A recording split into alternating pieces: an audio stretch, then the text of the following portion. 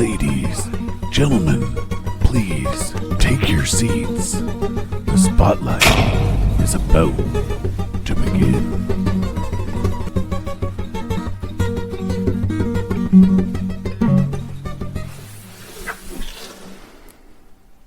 Good evening, everyone. I'm Mystery Matt, and you're listening to the Mystery Matt Spotlight Podcast. This evening, we are continuing our monthly-long cult collection. Sure, that sounded good that time. Yeah, cult collection, I like that. And this evening, we thought we'd pick the daddy of all cults, Marilyn. No, not Marilyn Manson, just Manson. Just Manson. We're not doing Manson. Charles Manson. Wrong Manson. It's probably because I like the other one better, even though he's just as weird. He really is. He really is. Marilyn Manson's a weird one. I think anybody with the last name Manson's pretty weird. We should do a podcast on him. Well, see, apparently... There's a lot of urban legends about him. Is there? Yeah. Well, I want to do one about cloned celebrities and things of that nature, because that's getting big on the Tickety Talk. What do you know about the Tickety Talk? You don't watch Tickety Talk. Well, it bleeds into Facebook and YouTube all the time. So does Instagram. They play with each other nowadays. Aren't they almost owned by all the same people anyway? Oh, probably. It's either Disney or Google. You take your pick. Mm-hmm. So, we're doing Charles Manson. Yes, that is correct. He wears way less makeup. The Manson family. The Manson family. Charles Manson might be a podcast on its own. Alrighty, so you're going to start reading to us? Yeah. Fuck off. So the Manson family was formed in 1967 when 35-year-old ex-con was released from a California prison. Charles Manson saw the hippie culture of peace and love and drugs and was able to conform himself to fit that idea. Oh, wow, man. Yeah. During that time of protests of the Vietnam War, the hippie culture was taking over, with various communes popping up all over the country, but especially in the Haight-Ashbury area of San Francisco. I personally don't believe that Charles Manson set out to preach violence and murder, but more so craved something he never truly had, a family.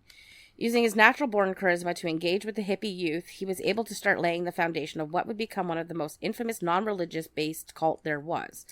His main goals was to be a famous rock star and had big dreams. He started the family on the premise of just being themselves and having to leave all of what they knew from their lives before in their thoughts and opinion to just simply live freely and join in the sex, drugs, and hopefully the rock and roll. He was seen as a father figure and a guru, and that love and peace would become something more. Believing that he was hearing messages in the music he was listening to, that there was going to be a race war, and he needed his family to be the one standing tall at the end of it. You have more to that? No? Oh, wait, yeah. Oh. Sorry, when he was in prison, he took classes and to help him. And the one class he took was how to win friends and influence people. And this brought out his manipulative ways. He had, after all, been manipulating people since he was a kid.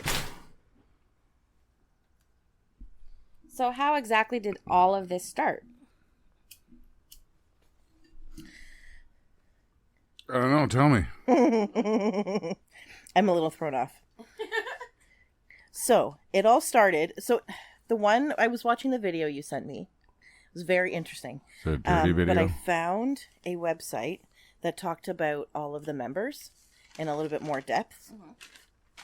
The first member... And there was like 9 key ones. Yeah. So, it was a little bit hard to like weed through. So the main one was Mary. The first one was Mary Brunner. She was born December 17th, 1943. She met Manson when she moved to California in 1965 to become the librarian at the University of California. She actually let Manson stay at her apartment upon his release from prison, and the two became an item shortly after. She quit her job and began the nomadic existence with Manson, recruiting women along the way. In the summer of 1967, she gave birth to Manson's son named Valentine Michael, a.k.a. Pooh Bear. So many of the family members actually had nicknames, and so she had the most. Hers were Mariachi, Och, O-C-H, Och, Linda D. Manson, Christine Marie Utes, Euchts. Utes. Sure. Mother Mary and Mary Manson. The other members, there was Susan Atkins, and her nickname was Sadie. She was a 19-year-old drifter. She had a tough start, a lot of child abuse within her family. She lost her mom to cancer when she was young and turned into quite the wild teenager. Her family was unable to contain her, and she ran away and headed to San Francisco and worked as a waitress and a topless go-go dancer. Oh. She joined early in the Manson family. Manson became like a father figure to her, kind of like, and that became like his template role of what he would play for the women in the group. Her behaviors were very shock value like. She would do things just to get a rise. There was one interview I saw where in that, I forget which member it was that was speaking in that video that you sent. But she was saying the first time she met her, she walked up, squatted in front of her. Is that who it was? Linda walked up in front of her, squatted down, farted, and laughed and walked away. Like, can you imagine that being your first meeting with somebody? Yeah. That would be weird. Right. Like, see you later. Pretty much. Pretty much. The next is Patricia Krenwinkel, and her nickname was Katie. She was 20 years old when she found Manson. Also was a troubled childhood. She was the forgotten child. Her sister was heavy into drug use, and there was no time for her, so she kind of fell by the wayside. She met Charlie on the beach in 1967. What? Whoever cough farted. Oh. Sorry. All I could picture was her going, bye, see ya. She met Charlie on the beach in 1967. He took her to her apartment and had her remove her clothes, look at herself in the mirror, and say, "Isn't that the most beautiful thing you've ever seen?" And she had a lot of self-esteem issues, so that I can fully understand how she would follow and fall in love with somebody. I don't share the whole hippy-dippy, love everybody kind of whole mindset, so this was really interesting for me to do. Yeah. So we talked in the previous podcast on how cult leaders tend to prey on the weaker people and their insecurities and find a way to make them feel important. So what you just said was textbook. What the fuck was that? Oh. So it was textbook in terms of what he was doing. Yes. Which he probably would have learned from that book that you talked about. What are you doing? Are we okay? Are we still recording? Well, you just keep hitting your cigarette. Oh, I didn't think so, but my depth perception could be off. Yeah, that was my bottle expanding to full size. It had a dent in it when I started. So the one thing that was mentioned from the video that you sent was that everybody in the family, including Manson, got what they needed. They made him a guru because they needed it. And he wanted it, and so they fed off of what he needed, and it fed into him, and then he just became more powerful because they followed. I can't wrap my head around that because I'm not necessarily a follower unless I understand why I'm following what I'm following. Yeah. I would never be able to, follow blindly. And that's what these people did. Yeah, they followed blindly. It was a different time. They didn't want to say no because they didn't want to anger him. And I'm like... There was a picture of him. I think he was 5'4". Yeah, he's so short. What? I don't find him very attractive, so I don't quite understand the whole different time, right? He had that hippie look back then. It might have been different. True. Might have been all the rage, man. Even talking to my dad about it, he's like, "Yeah, he was a little weird." But look at it this way, right? If you look at things, look at Ted Bundy. People think he's attractive, and maybe he was before you realize what he did. And then he becomes ugly, an ugly True. monster. So maybe back in those days, Charlie might have been considered average hippie, might have been an average hippie, not that bad looking to that culture at that time, but to us, because we're born in a different time, we know what kind of monster he is, we just don't see it. True. So there was a few men. I think there was only 3 men. One was Phil Kaufman. He joined the group when they... Sorry, I forgot to mention that they lived quite the nomadic existence. They got a bus and just kind of went from place to place to place.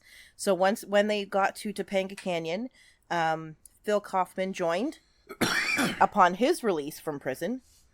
The sex, drugs, and rock and roll very much was his thing.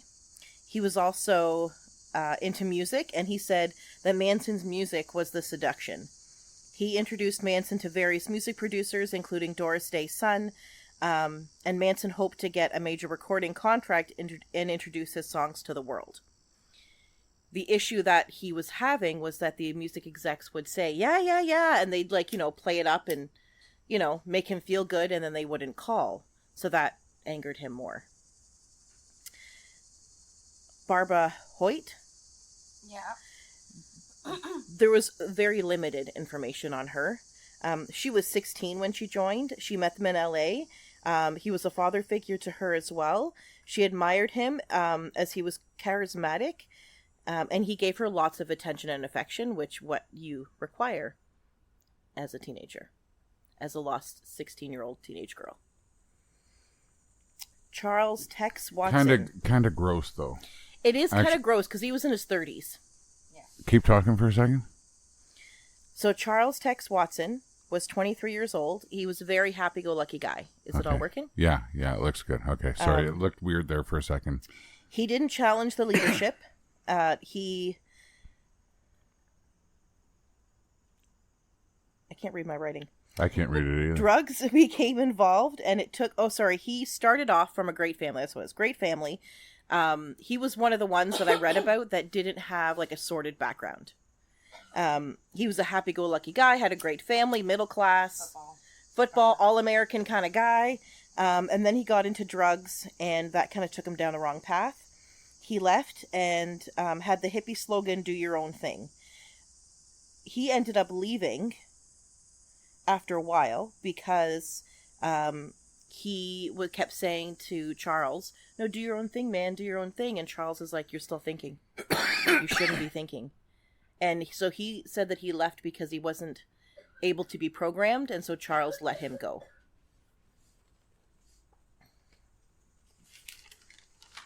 Sorry. That's all right. Where's my part 2? Here we go. Linda, how do you say that last name? Kasabian. She was born June 21st, 1949, and died January 21st, 2023. She was present at the Tate and LaBianca murders. She did receive immunity for her testimony. She came from a working-class home. Her father left when she was very young, and both parents remarried. She was the oldest child, and because there were so many kids below her, she didn't get a lot of attention. Her mother admitted a lot of what happened to her was her fault, as she was busy caring for the other kids. She dropped out of high school at 16 and ran away. And then that's where she found Manson.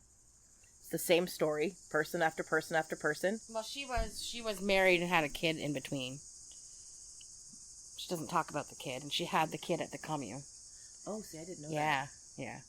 When she left the commune, she couldn't take the kid right away, and then they raided the commune, and then she got the kid. So, her daughter.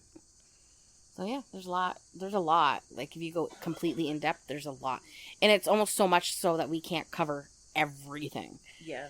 But yeah, the basis is that, right? A lot of them had children.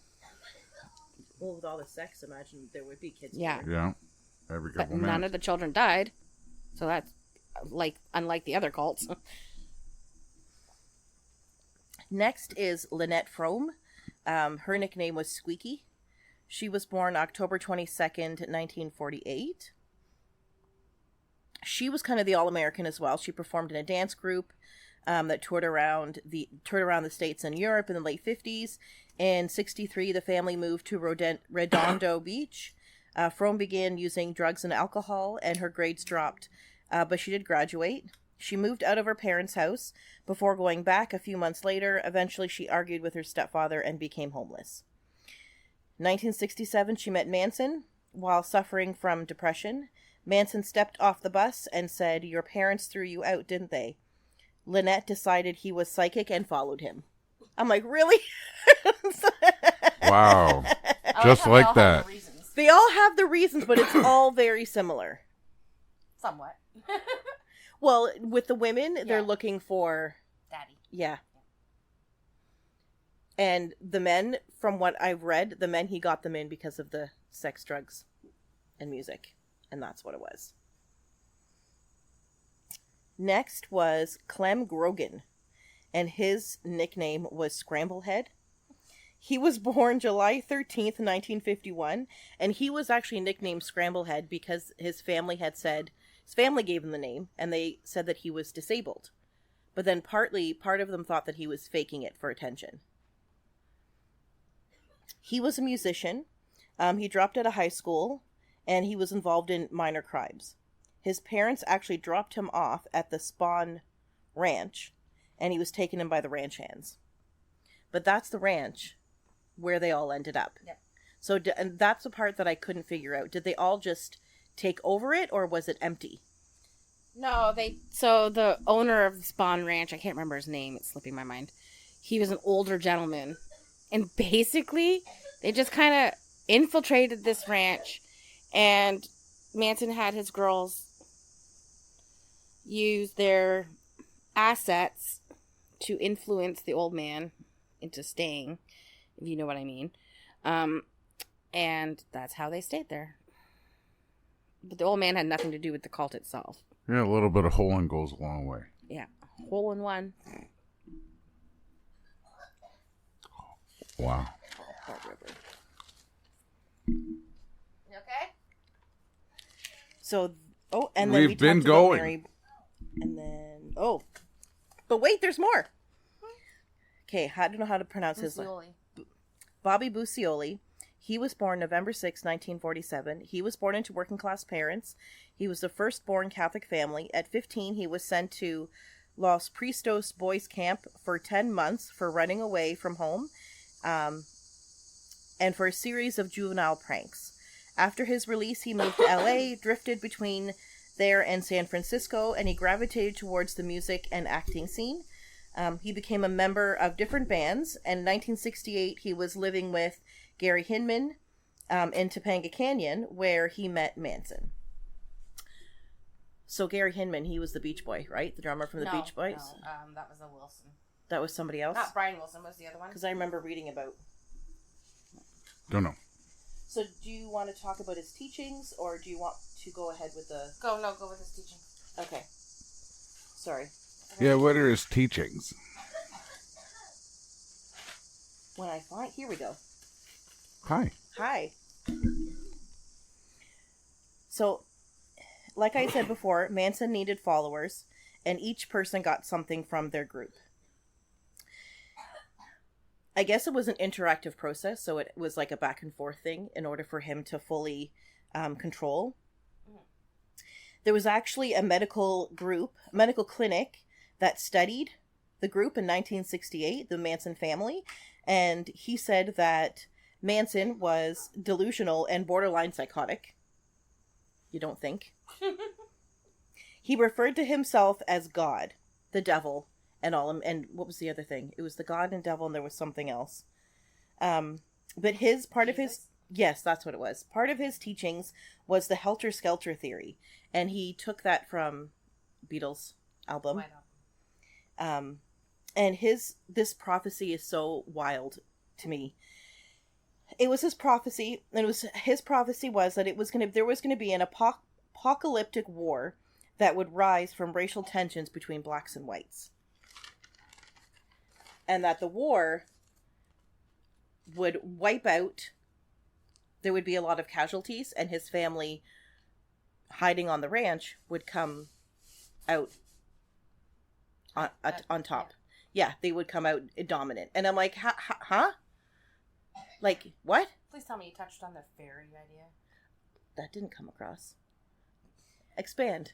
I don't know if I can. So there was multiple theories in the lawyer's book who prosecuted the Manson family. I can't remember his name. I'm sorry. Vincent something. Anyways, he wrote a book, and he wrote the book Helter Skelter about the trial and everything. And I remember reading about that one of Manson's plans was to bring his family in the middle of the desert via doom buggies, go underground while this race war was happening after they've incited it, and they become fairies. And when the race war is over, they emerge as the dominant race, in a nutshell.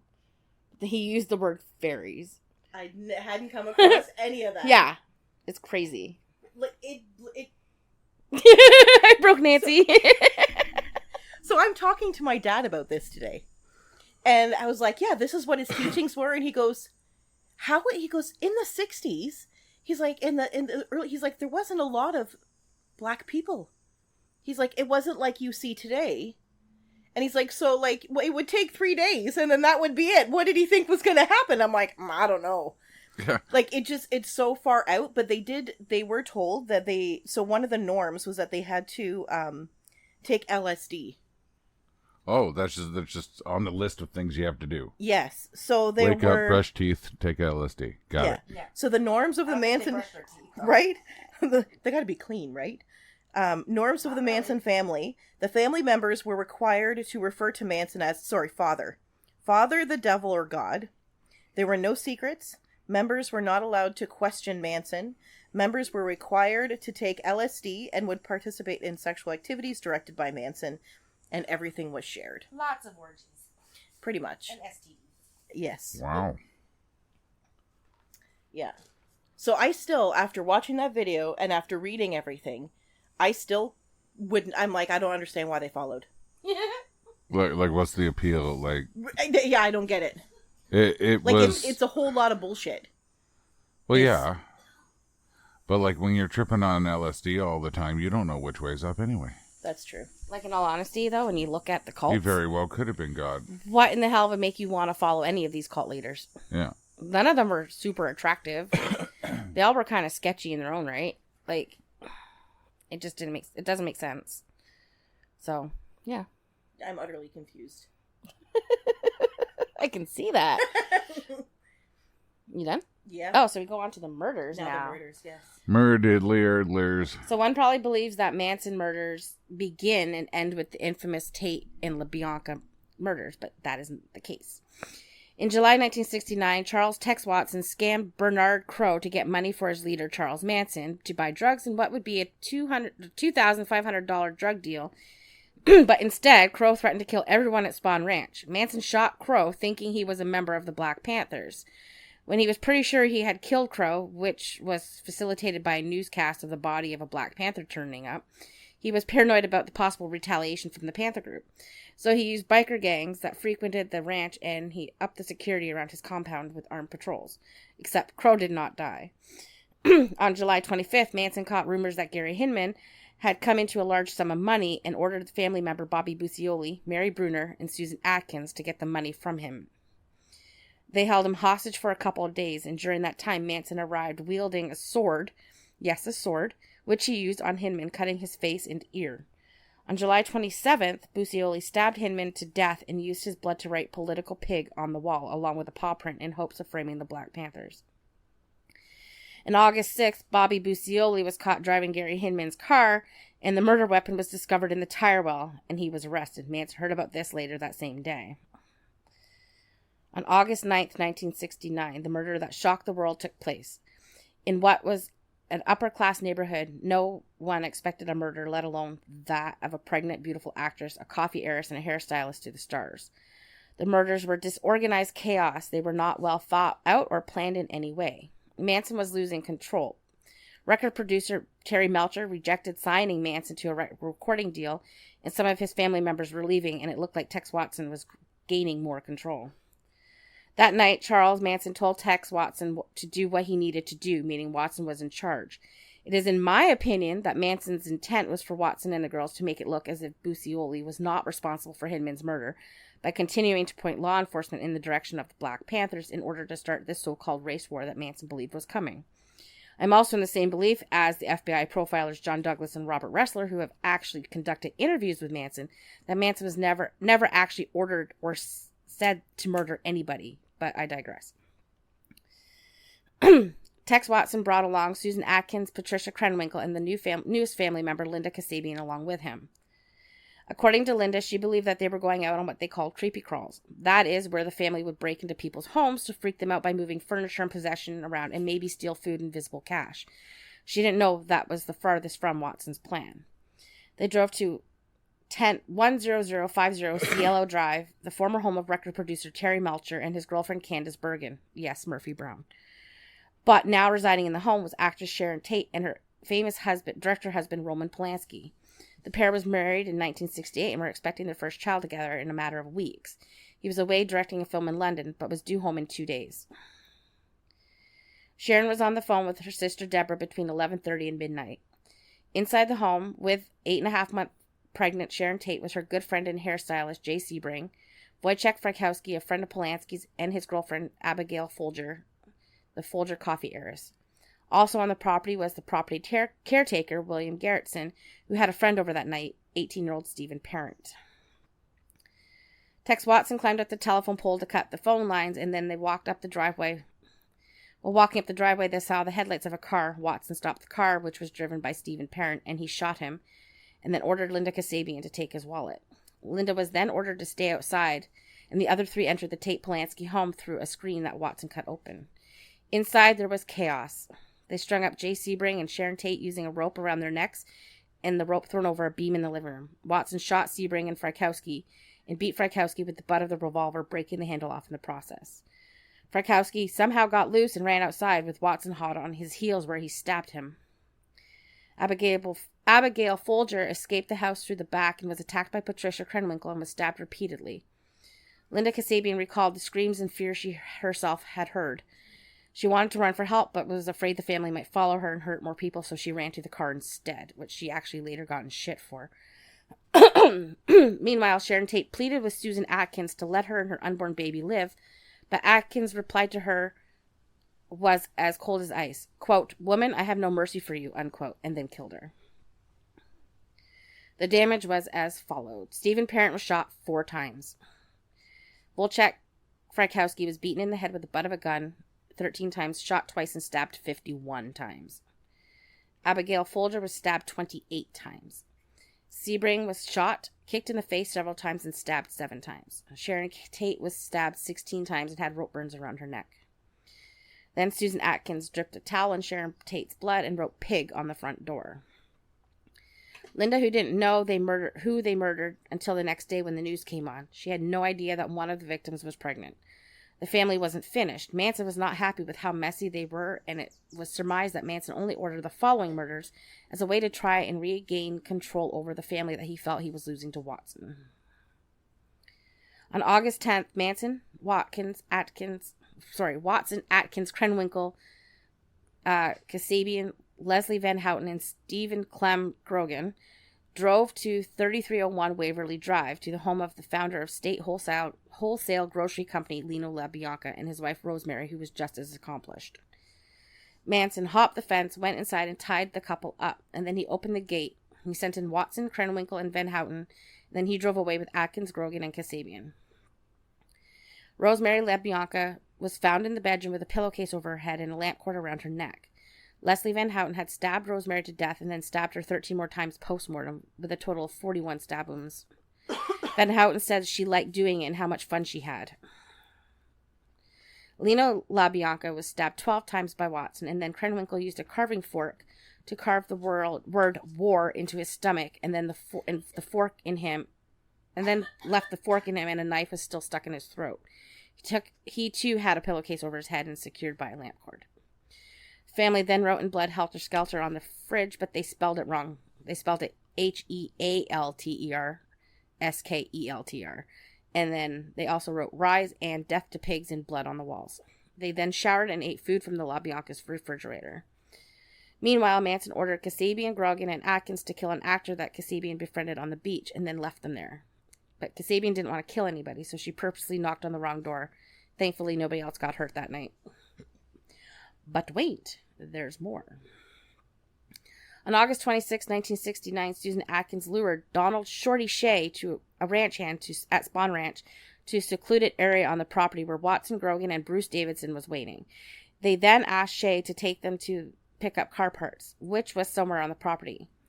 Davis was in the back with Grogan, and he claimed that Grogan hit Shea with a pipe wrench, and then Watson stabbed him. Then they took him down a hill behind the ranch and tortured him to death. And that brings us to the trials. The trial was very interesting.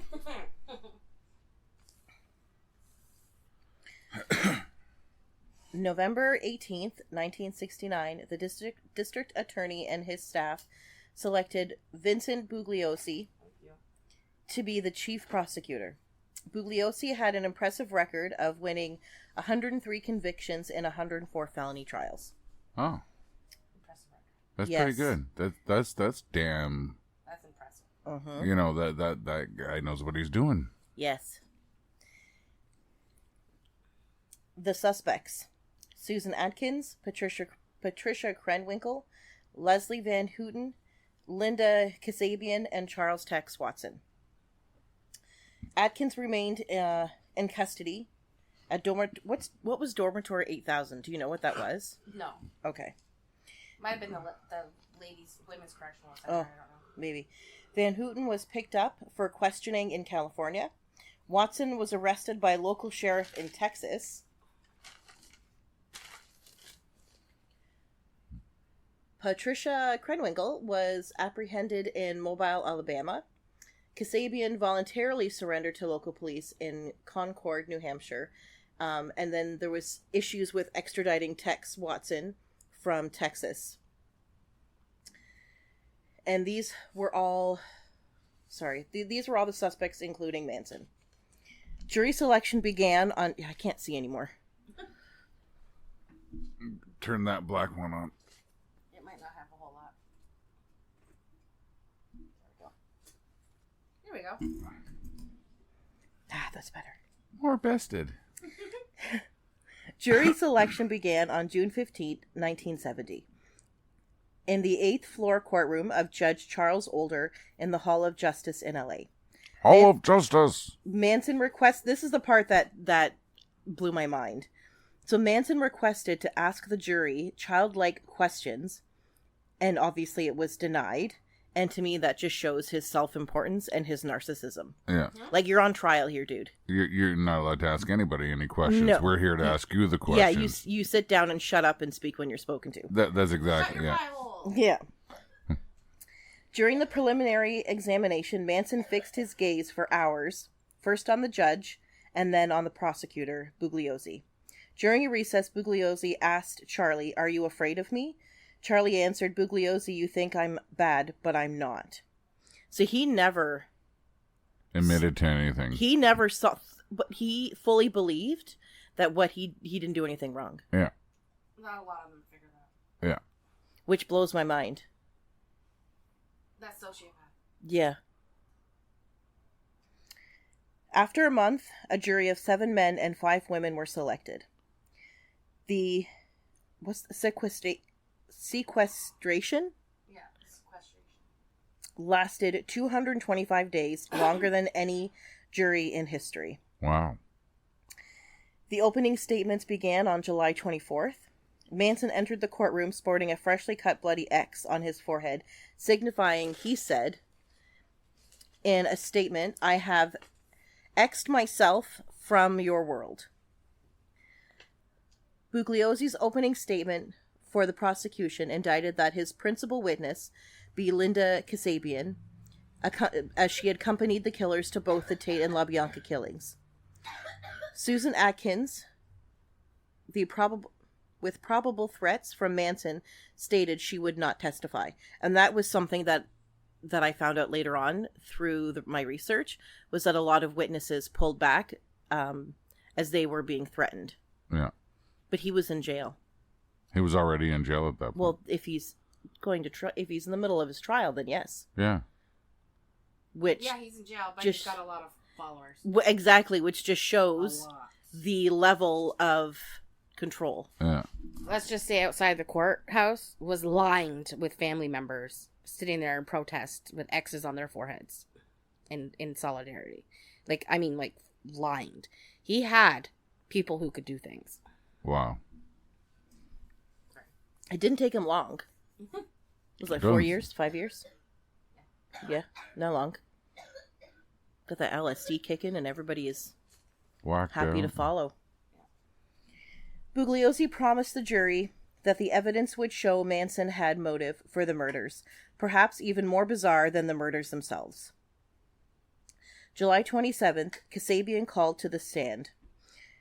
Manson's attorney, Irving Kanarek, if I'm saying these names wrong, then just correct me. If I knew what they were, I would. Immediately objected, grounds that the witness is not competent and is insane. Objection was denied. She remained on the stand for 18 days, including 7 days of cross-examination. She told the jury no family member ever refused an order from Manson. They always wanted to do everything and anything for him. So I've got some transcripts, because I didn't want to write them all out. Well, if they're transcripts and So it's conversation. Can I read the conversation? Yeah. Okay. Transcripts are public domains. Okay. Yay, transcripts are public domain. Kasabian was asked by Bugliosi about the return to the Spawn Ranch. Was there anyone in the parking area at Spawn Ranch as you drove in the Spawn Ranch area? Yes, she replied. Who was there? Charlie. Was there anyone there other than Charlie? She replied, not that I know of. Where was Charlie when you arrived at the premise? About the same spot he was in when we first drove away. What happened after you pulled the car into the parking area and parked the car? Sadie, which is Kasabian's nickname. Sally. No. I'm Sadie. Sorry. Susan Atkins. So this, it's confusing. It is. Sorry, Susan Atkins said she saw a spot of blood on the outside of the car when we were at the gas station. Who was present at the time when she said that? Her answer, the 4 of us and Charlie. What is the next thing that happened? Well, Charlie told us to go into the kitchen, get a sponge, wipe off the blood, and he also instructed Katie and I to go through the car and wipe off the blood spots. What is the next thing that happened after Mr. Manson told you and Katie to check out the car and remove the blood? He told us to go into the bunk room and wait, which we did.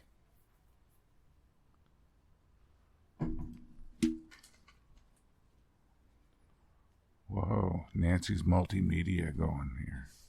Multitask. Paper and cell phone. But it looks like she's looking for something specific now. I'm trying to remember where I left off now. You were somewhere between here and there. Because I wrote myself notes in here. You have a pen in case you need it. I have a pen too. I want a pen. There we go. She stated she didn't want to No, go no. to the Tate and LaBianca murders, but did anyways. Charlie asked me, and I was afraid to say no.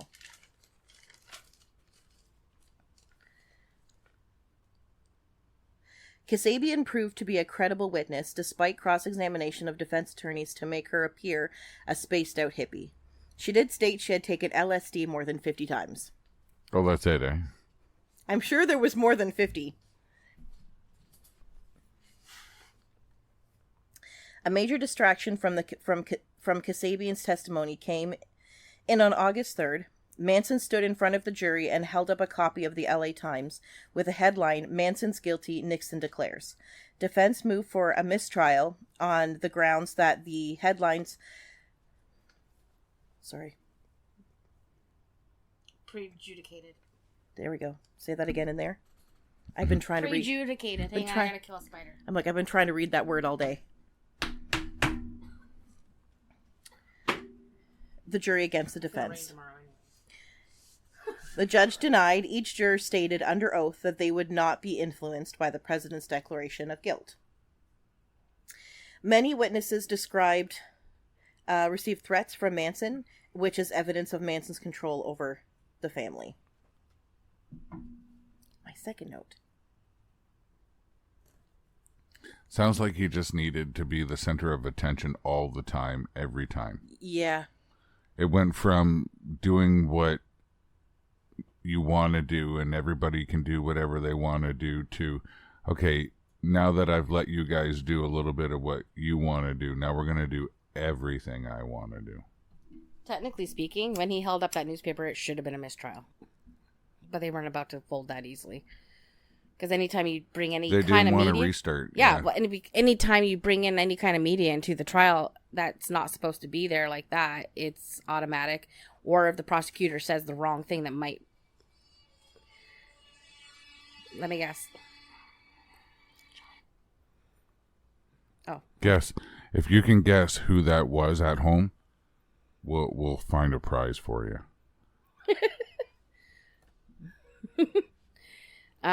Yeah, anything that would prejudice the jury against the defendant would have automatically been thrown out. So even the prosecutors have to be very careful what they say.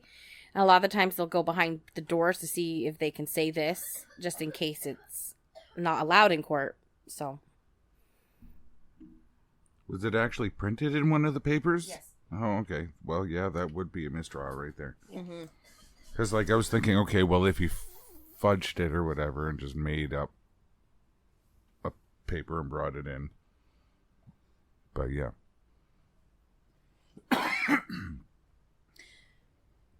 You can do it. I have faith in you, Nancy. Go, Nancy. Go, Nancy. Sorry. This is what happens when we're together. It's normal. So we talked earlier about his teachings of Helter Skelter. I remember that. Do you remember? No. Helter Skelter. 19-year-old Paul Watkins, Manson's foremost recruiter of young women, provided key testimony about the strange motive for the Tate LaBianca murders, including its link to the Bible book of Revelation. Watkins testified that Manson discussed Helter Skelter constantly. Bugliosi asked Watkins how Helter Skelter would start. There would be some atrocious murders that some of the spades from Watts would come up into the Bel Air and Beverly Hills district and just really wipe some people out. Just cut up bodies and smear blood and write things on walls and cut up little boys and make their parents watch. So in retaliation, this would scare, in other words, all the other white people who would be afraid that this would happen to them. So out of their fear, they would go into the ghetto and just start shooting black people like crazy. But all they would shoot would be the garbage man and Uncle Tom's and all the ones that were with Whitey in the first place. So this is really racist. Oh, super racist. This Yep. is quotations, Yeah. not Yeah, our this is opinion not or our anything. opinions This is a or our testimony. words. Yeah, Yeah, not these are us. quotes. Sorry. Not us. No. And Thank underneath God it all, not the us, black 'cause this guy- Muslims, Hold on a sec. Thank God not us. right? Yeah. Because from start to finish, it's been about a race war for him. Yeah. And yes, when did it take off? Like 70s? This? Yeah. 67. 67. Okay. So, there were heated tensions at the time, but not to the point of boiling over. I wouldn't think. Yes, there was discrimination. 100% there was discrimination, like you wouldn't believe it in Probably 1960s. more so in the South. Because California But has always still, been very liberal. Even just being the times, Yeah. there was discrimination. Oh, There yeah. just- But you there would see it was. more so in the South, like Mississippi and Alabama and all that stuff at that time. But to be the one to light the match for that fire, why would you want to? Because he wants that power. This is the power I have. Let's strike the match. Let's get this going. He wanted the power. He wanted to know that he is powerful enough to start such a, let's say, Apocalypse. apocalypse of misjustice, right? I just don't. We don't agree with it. For one, I don't understand the racism. How can you hate a person or a type of person to the point of harm is That's just basically beyond me. So I like when people say things like that. I'm like, well, think about the Depeche Mode song, People Are People Are.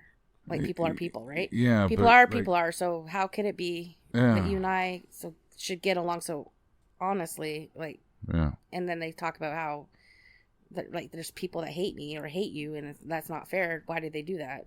Yeah. Like, if you're gonna hate somebody, hate them for who they are, not what their color is.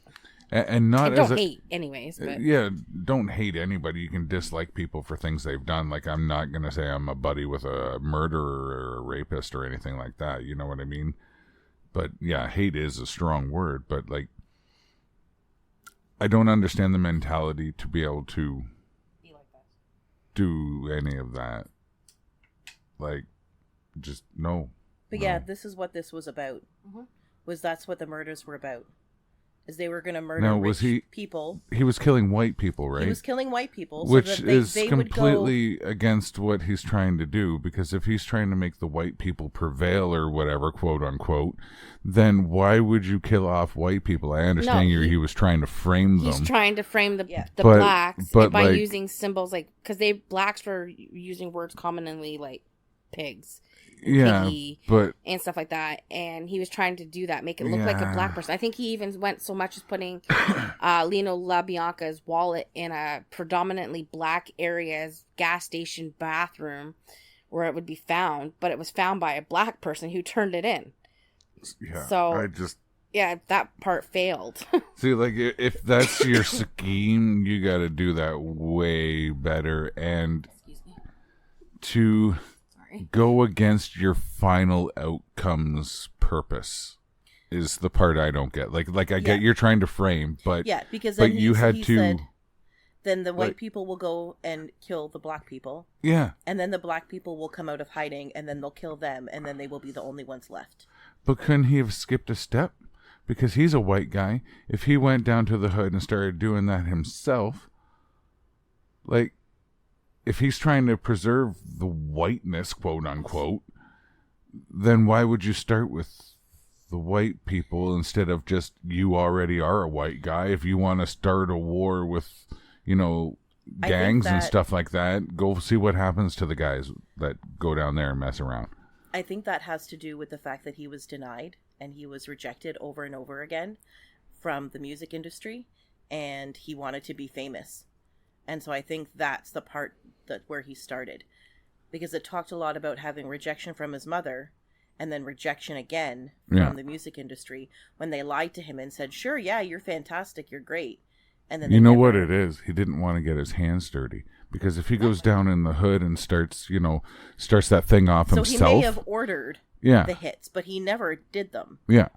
So that's what I'm saying. Like, He wants to sit back and watch the world burn. He doesn't want to do it himself. Because if he actually went down to those dangerous places that are quote unquote the hood and larger black communities and stuff like that, if he messed around there for like 10 seconds, he's dead. Because those are usually a very tightly knit community. You don't go in and out of there without someone knowing who you are, right? Part of it was to target the rich white people, not your average white people, your rich white people, because he was being rejected by the rich white people. And he figures people aren't going to care if the average white Joe, so to speak, gets killed. They're going to care more if the rich ones get killed. Why would other white people kill white people? It doesn't make sense to them. But it goes back to your... But you've got your black people who are in the so-called hood killing the rich white people. Makes more sense in his brain. But we've already determined... Yeah, okay, sure. But we've already determined... Right with what you're saying. Oh, hold on a second so here. That's a quote from Manson. Okay, so this is a quote from Manson. Hold on. But we've...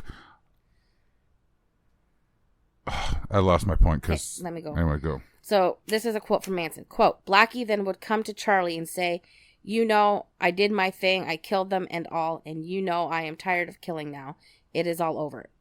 And Charlie would scratch his fuzzy head and kick him in the butt and tell him to go pick the cotton and go be a good N-word. I will not say that even in a quote.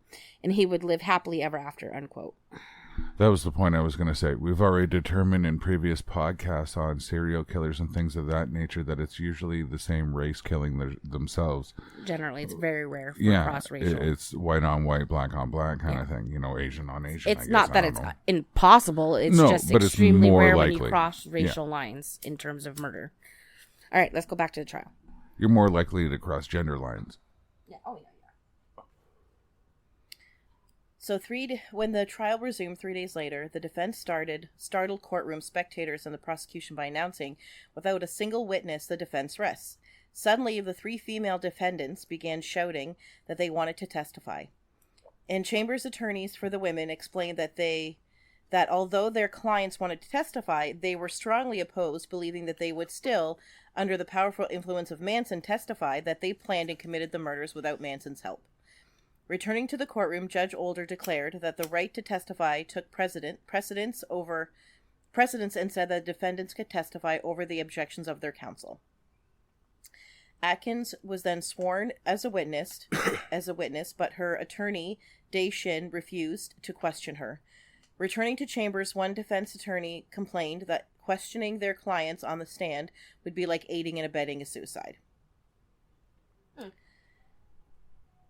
The next day so came... that means they were already screwed by the time they started opening their mouth. Yeah. Yeah. That they had already been written up on so many things. Because all of his followers were just going to say that they did it themselves. Yeah. And that he wasn't part of it. It's the defense attorney's worst nightmare to have to call their own defendant. Because it opens them up to cross-examination from the prosecution. And a lot of the times the prosecution has ways to break the witness on the stand who's proclaiming their innocence or whatever, maybe not so much in this case, to show their true colors, and it opens them up more for attack from the prosecution, and they don't want that. They want their job is to get the most or get the best possible deal for their client, whether that's getting them off the charge completely, getting their sentence reduced, avoiding the death penalty, etc., etc. They don't want to put their client on that stand if they don't absolutely have to. And sometimes clients insist. And we saw that in the Wayne Williams case. It backfired when Wayne Williams took the stand in the Atlanta child murders. So Manson's defense attorney, Irving Kanarek, argued to the jury that the female defendants committed the Tate and LaBianca murders out of love of the crime's true mastermind, the absent Tex Watson. Kanarek suggested that Manson was being persecuted because of his lifestyle. He argued that the persecution's theory of a motive was fanciful. His argument lasted 7 days, prompting Judge Alder to call it no longer an argument but a filibuster. Kind of a funny word to say in a court case. Filibuster, yeah. Filibuster? Hell yeah. Bugliosi's powerful summation described Charles Manson as Okay, I can't say this word. Okay, bear with me as I sound this out phonetically. Mephistophelian guru? Mephistophelian. Let's call him a guru. Who sent out from the fires of hell at Spawn Ranch 3 heartless, bloodthirsty... What is it? Methylithian. That's it. Guru. PH, though. There's PHs. Yeah, PH. Mephistophelian. Mesopotamian? Mesopotamia. Yeah. But that's what it's referred to as Mesopotamia? No. No. Mesopotamia is an ancient country. I know that. But that would be the study of it, wouldn't it? I think it's supposed to be like metaphysical type guru. Yeah. That's my guess. Let me see what... No, that's not it. Oh, shoot. Oh, shit. Oh, she done buggered it now. Yeah, I did. So, if you guys haven't heard, we also have a YouTube channel. You can check us out over there. We're playing video games and having a good time, meeting lots of new friends. Nice. Grand Theft Auto went great last time. Hey, don't click on anything. Right? We also do a live chat every Monday, 9ish. Check us out on Facebook, the Mystery Matt Fan Club. Whole bunch of logos. You should be able to find it that way. Anyways, back to you. And I'm back. I hit a button. I wanted to know what that... Fill the time with a plug. The button again. But don't touch that button, Nancy. Is this why you can't join live chats? Is that what's going on? Are you phone dumb? The truth is out.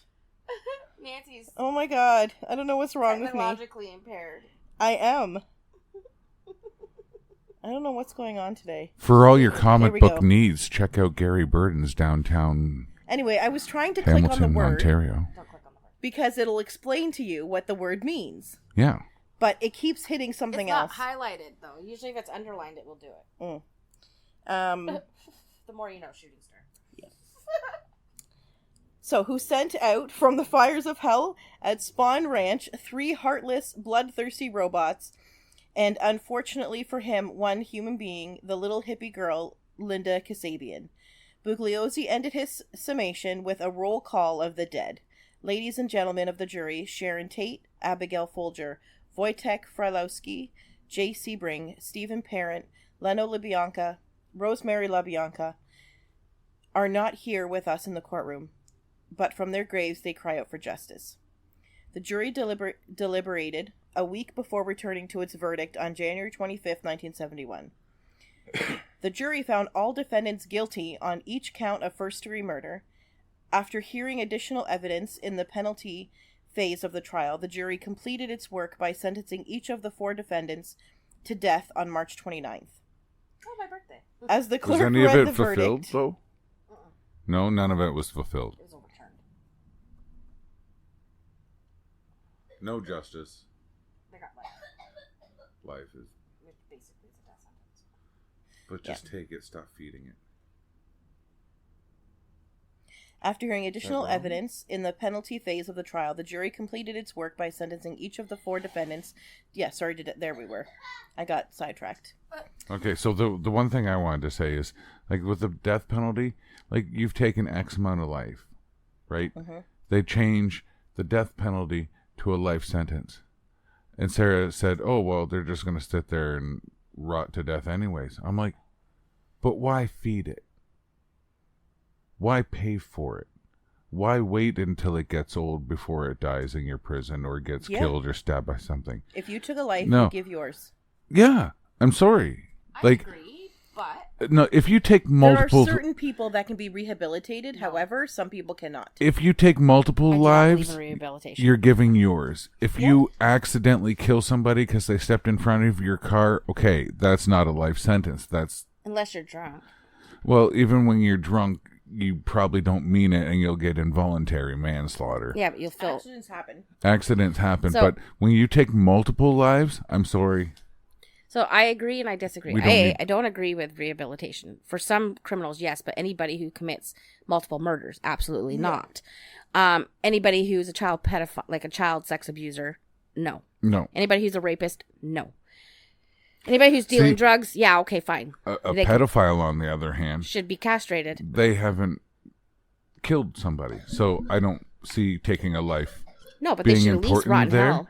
But I think they should see what some of the other inmates in the prison want to say about it. Yeah, I agree. But my thing about, okay, so... Because that's how this world works. If I we don't know if you know, executed but every single serial killer out there, we wouldn't have the studies that the FBI has done on them in order to understand more about them. And what I said, but well, Edmund Kemper had said that thing is like, instead of executing us, give us our life sentences, but learn from us, talk to us, learn what makes us tick. You know? It's good to see you again. You know, and I agree with that because you can learn a lot. But yes, there are some cases where the death penalty is needed, and serial murders are that, but at least let people research them and interview them and find out what's going on first. Ate his brains with some fava beans. That's and a actually light another Chianti. thing. We should be taking the brains of these serial killers and examining them further. Dibs on the dark meat. Okay. Continue. Excuse me. As the clerk read the verdict, Manson shouted, "You people have no authority over me." Patricia Krenwinkel declared, I can't talk anymore. Neither can I. I've been struggling all day. "You have judged yourselves." Susan Atkins said, "Better lock your doors and watch your own kids." Leslie Van Houten complained, "The whole system is a game. The trial was over at over 9 months. It had been the longest and the most expensive in American history." The death sentences imposed by the Tate LaBianca jury would never be imposed, thanks to a California Supreme Court ruling in 1972 declaring the state's death penalty law unconstitutional. The death sentences for the 4 convicted defendants, as well as for Tex Watson, who had been convicted and sentenced to death in a separate trial in 1971, were commuted to life in prison. All 5 currently remaining in prison in California. Yeah, obviously that's dated. Yes. So this is where I come in with after the trial. Can I say one thing? I just wanted to give credit to the website. Yes, please. Let's not steal. We're not stealing. No, it's Famous Trials by Professor Douglas O. Linder, and we can link the website. Yeah, you can send it to me. Yeah. All right. So for after trial, there were many different Manson family members who were fairly prominent in the history of the family. Mary Brunner was Manson's first follower and the mother of his son Valentine. She was charged with the murder of Gary Hinman, but was granted immunity in exchange for testifying against Bobby Bucioli and Susan Atkins. She wouldn't remain free for long. She was arrested along with some other family members when she was involved in a shootout with police on August 21st, 1971. She was convicted and received 20 years to life. With a lot of convictions, she was paroled. As with a lot of convictions, she was paroled in 1977, changed her name, and lived a private and quiet life. Sandra Good was convicted of attempting to extort large corporations by using death threats from Manson family members to get them to stop polluting the earth and using the federal mail to deliver her threats, which is a federal crime. She was sentenced to 15 years but served 10, being released in 1985. Once her parole was finished, she remained loyal to Manson and moved to California to be closer to him, despite the fact that she was denied visitation privileges. This one's probably one of the most fucked up ones. Lynette Squeaky Fromm pulled a gun on President Gerald Ford in September of 1975, but a Secret Service agent was quick enough to prevent her from shooting the president. He had stuck his finger between her and the trigger. And Fromm was convicted of the assassination attempt and sentenced to life in prison, but in December 1987, she squeaked an escape from her West Virginian prison in an attempt to meet up with Manson. She was captured, and although this would tack on more years to her life sentence, she was released from prison in 2009. She has since written a book and is living with her ex-con boyfriend. How do you get a life sentence and Can you I get finish? released? I'm almost done. And is living with her ex-con boyfriend who is obsessed with Charles Manson. Fromm is in her 70s and stated in an interview that she still loves Manson. Now you can go. How do you get a life sentence and you're out? It's fucked up justice system. Like, serving 25% is not enough. You get a life sentence, that's life. Yeah. That's what I'm saying. Like, death penalty, that's death. You know? The justice system is broken. It's like, oh, you killed a person? Okay, go to jail for 25 years. Oh, by the way, you only have to do 1/3 of that. And it's just like, what? No. Yeah. So Linda Kasabian was the star witness during the Manson family trial. She testified against Atkins, Krenwinkel, Van Houten, Watson, and Manson for immunity. She moved to the Pacific Northwest and changed her name. Kasabian has participated in a few documentaries, but would keep her identity hidden as she was still afraid of the free and loyal Manson family members. As Nancy had stated earlier, she had died January 21st, 2023 at the age of 73. Bobby Bucioli was convicted in 1970 for the murder of Gary Hinman. He is spending his time in prison creating music and selling art. He's been denied parole 20 times and is currently 75 years of age. Stephen Clemgrogan was paroled, I said that really fancy, paroled in 1985, and at 71 he plays music in several bands in the Bay Area. Bruce Davidson is now 80 years old and is still in prison, where he has since become a preacher.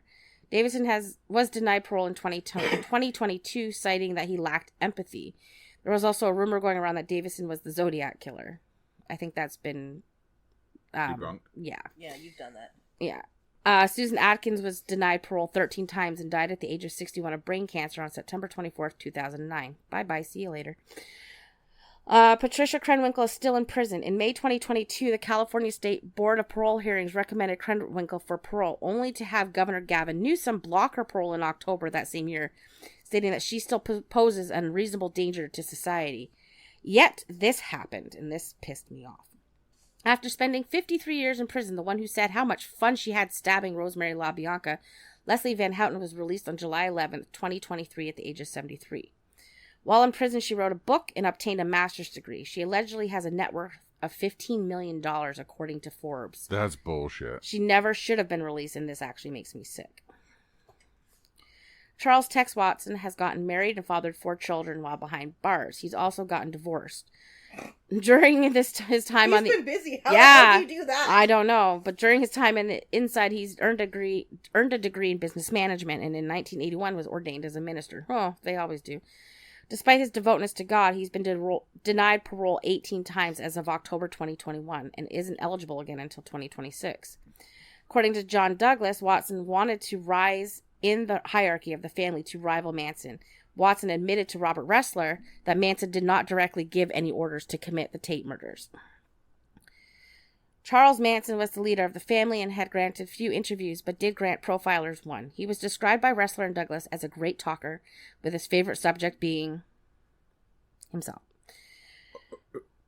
Yeah. And that he had a complex, charismatic personality that was masterful at manipulation. I thought you were looking at me like I knew the answer. I was. I don't so know. you It's did. your script. State that he saw that the young generation had become and simply adapted to the way of life. Whether it was ignorance or not, Manson didn't understand why he was in prison at this time, as he didn't kill anyone nor felt responsible, claiming that he was a societal scapegoat. Manson told the profilers that his biggest mistake was that he let that SOB Watson have too much power in the family. Being in prison did not prevent Manson from corresponding with his female followers in other prisons through a third party. Excuse me. On September 25th, 1984, inmate Jan Hallstrom poured paint thinner on Manson. I think it was Jan, not Jan. Poured paint thinner on Manson and lit him on fire. Manson suffered second and third degree burns. In 1997, it was discovered Manson was trafficking drugs. In 2014, Manson... While in jail? Yes. It's not hard to do. It's not hard to do. In 2014, Manson became engaged to a 26-year-old but never actually got married. He said that the woman and her male friend had plans to obtain his body when he died and create a theme park around him. Oh, fun. I said that with a straight face, and I knew I wouldn't Come be and able to get keep murdered it you guys. land. In January 20... Sorry. Yeah, no shit. Stabbed her 53 times, right? In January 2017, he was rushed to the hospital because of gastrointestinal bleeding. Oh, On well. November 15th, 2017, he returned to the hospital where he would die days later on the 19th of cardiac arrest resulting from respiratory failure brought on by colon cancer. He was 83. Who was this? Manson. Manson himself. Good. That's one less demon. I can do my ending if you want. Except for they just keep coming back. And maybe you guys can add to it. To say that Manson was a complicated figure would be an understatement. What we do know is that he was incredibly persuasive into manipulating young people into hearing what he had to say and to join him. Whether he was actually selling the hippie way of life or actually did have long-term plans to brainwash his family into becoming murder weapons, his main goal was to become famous, and like it or not, he accomplished that goal. I truly believe that he just wanted a family and wanted to give them life of sex, drugs, and music. He wanted to become a recording artist. He managed to influence a lot of famous people. He very well could have done what he set out to do without claiming any lives. He was what he was, a narcissistic sociopath with a past that molded him into what he became. With the loss of control over his goals of becoming a recording artist and the loss of control over his family, he turned into what I believe he was fighting against, a violent, murdering psychopath. Then again, I could be wrong. Racist. Yeah. That's got to be in there for sure. Manson is a scary figure in history. Not just the true crime history, but in history in general. Every action he and his family took had a domino effect. Polanski went down a dark path. Whether that was because of what happened to his wife and unborn child, we will never know. He lost his career because of the choices he would make. Would he have chose those choices if he hadn't lost Sharon and his baby? What about Frank Struthers, the son of Rosemary Bianca, and the impact of finding his mother and stepfather's bodies? Everything has a reaction. Every action has a reaction. Are we done? All done? I am. Oh, this was really messed up. This is so fucked. So fucked. So many times I had to like sit back and I was like, what the actual fuck? And like read things again or rewind the video or like start again. Because I'm like, this is just insane. It's also why I don't look into like true crimes and things of that nature. It's just because the level of insanity and lack of logic and just blind following and rage and hatred, and I just don't get it. Like, they all claim to preach love and stuff like that, and then you end up drinking the Kool-Aid and you're all dead. Well, where's the love in that? You're all just dead now. Like this. And a lot of those are even celibate cults, right? And then you get the sex cults, and it's the same thing. They're not killing each other, but they're killing other people now. So, like, that's where cults and true crime kind of intermingle, right? You've got the murder aspect of the true crime, but the cults itself is a mystery on how these people have obtained these souls of others to do their bidding or to believe in their so-called message. And they use various things. Most of the time, we see it being God. yeah. And Well, it starts at being God, and then it gets mutated. it gets mutated, but it's yeah. under the guise of believing in God. Oh, we're doing what Jesus wants. I'm a prophet. I'm God. I'm this. I'm reincarnated as Ho-Ho. Like, We're one of the two that witnessed Jesus's death, and we've Yeah, come back to it's save insanity. everybody. And And it's like cult leaders are harder to study because a lot of the times they take themselves out. Yeah.